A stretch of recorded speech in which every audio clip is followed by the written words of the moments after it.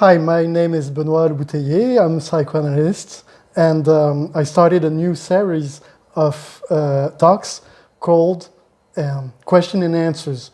In these talks, I will share work with you through questions that I receive. For this next talk, I will work through 3 questions. First question, a question about entropy. A second question about how mathematics can be useful to think about psychoanalytical clinics. And third question, it's about how the last Lacan can help us to think in another way what is normal, what is pathological.